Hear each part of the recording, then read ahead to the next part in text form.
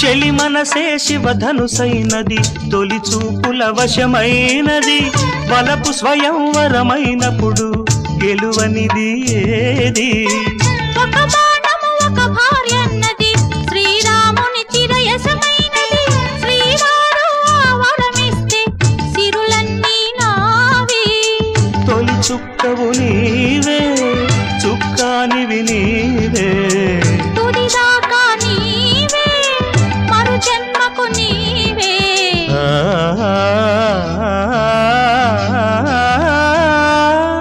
జానకి కలగనలేదు రాముని సతి కాగలనని ఏనాడు